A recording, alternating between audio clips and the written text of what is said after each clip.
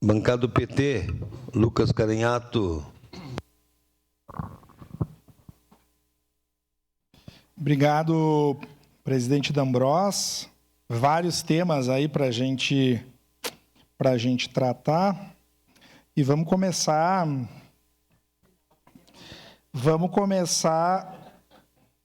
a falar de democracia.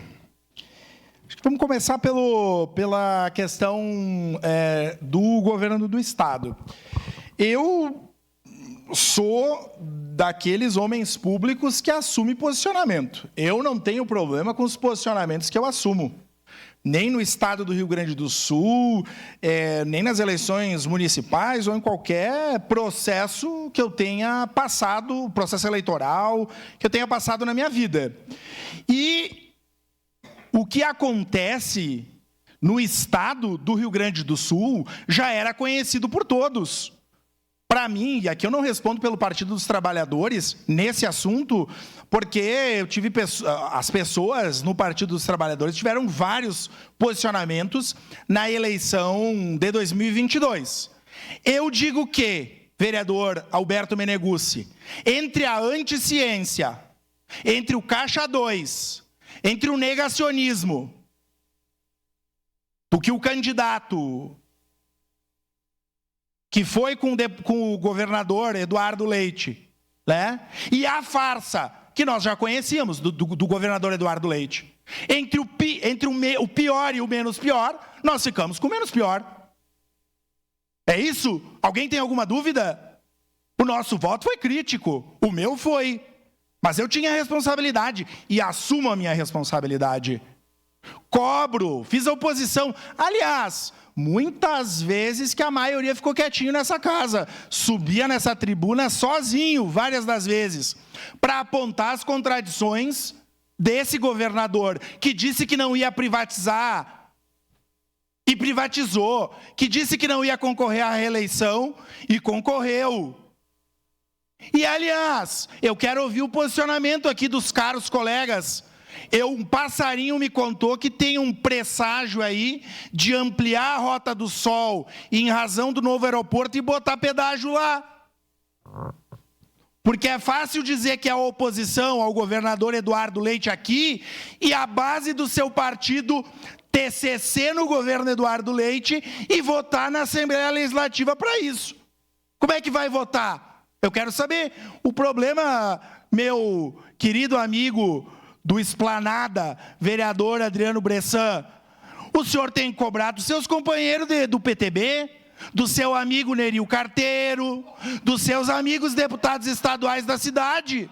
Cobre desses, porque do meu deputado eu vou cobrar e sei qual vai ser o posicionamento dele. Boa Aliás, parte, vereador. Não só do deputado do meu partido de Caxias, como dos outros. A bancada vai fechar a posição e eu sei qual é o meu. Então, não me venham com conversa fiada. Nós escolhemos, na eleição do Estado do Rio Grande do Sul, tivemos que escolher entre o caos e a farsa. Foi isso, nós não tínhamos outra alternativa. E escolhemos pelo menos pior. Ainda, é só tema bom. Eu ouvi aqui, vereador Rafael Malcorra Bueno, do bairro Cristo Redentor, desculpe, aquela UBS bem bonita lá que o senhor conquistou à época do governo Alceu Barbosa Velho, meu amigo, grande prefeito. Eu vivi para ouvir nessa tribuna de um colega vereador, democraticamente eleito, que o decreto revogado pelo governo federal, que colocava como permanente o trabalho nos finais de semana e feriado em setores do comércio, e que agora, com o novo decreto do governo federal, ele passa a ser vigente com a necessidade de convenção coletiva. Me preocupa que o colega que me antecedeu publicamente diga isso, né, que queira mudar e ascender aí para o outro espaço do Paço Municipal e defenda que as gurias e os guri que trabalham nesses mercados no final de semana, na farmácia São João, ou em todos os outros lugares, só tenho como cláusula lá da carteira de trabalho, sem a mediação do sindicato. Perguntem para os trabalhadores e para as trabalhadoras que trabalham em sábado e domingo, da forma como o decreto estava, como é que está a vida dessas pessoas? Eu fico preocupado, porque as pessoas podem ter crítica aos sindicatos. Aliás, tem gente que tem dificuldade mesmo de entender sindicato, porque se trabalhador pagasse para trabalhar, é o que algumas pessoas defendem nessa casa. Os liberais, em geral, né? O discurso liberal é bem tentador, porque eles ainda estão no período da República Velha, antes da CLT. Para eles, se os trabalhadores não tivessem nada, porque tem gente que acha que trabalhador é tudo vagabundo, né? Tem gente que acha isso, né, vereador Xuxa? Mas nós que somos do bairro, a gente sabe qual é a realidade. Lá no Serrano, pergunte para os trabalhadores lá do Serrano, que trabalham em posto de gasolina, que trabalham em comércio, como é que é a vida desses trabalhadores? Só na relação com o seu patrão.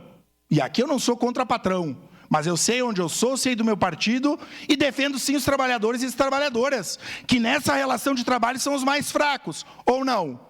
Então vim aqui dizer que vai diminuir emprego. Lá em Bento Gonçalves, o que aconteceu lá em Bento Gonçalves e o que acontece em várias regiões do Brasil em trabalho análogo à escravidão, não tem relação mediada pelo sindicato. E é o que acontece lá na ponta, quando o sindicato não cumpre o seu papel. Então, parabéns ao governo federal e que os patrões, que os empresários cumpram o que a legislação estabelece e vão negociar com o sindicato. Porque se não fosse o sindicato, nós não tinha 13º, nós não tinha insalubridade, nós não tinha férias, não tinha licença maternidade, que é o que alguns defendem, que trabalhador não tem que ter nada. É a ideia de empreendedor de si mesmo, pagar tudo por PJ, terceirizar, lá vão ter, que é o que alguns defendem. Me preocupa, trabalhadores e...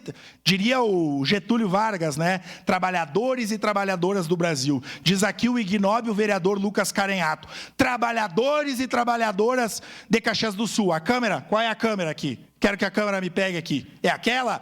Trabalhadores e trabalhadoras de Caxias do Sul. Cuidado na próxima eleição. Cuidado na próxima eleição. Escolham por políticos que os representem e que os defendam. E que não façam coro com o fim da legislação trabalhista. Então, eu acho que é uma questão bem importante que a gente precisa considerar, e eu não vejo que isso venha a contrariar os interesses da geração de emprego e renda, mas sim uma relação mediada pelo sindicato que conceda o mínimo de parcimônia, o mínimo de respeito e de defesa no direito desses trabalhadores e dessas trabalhadoras. E, por fim, hoje à noite tem Fala Caxias, lá no bairro, lá na região da Zona Norte. E uma região importante da cidade, e vou estar lá.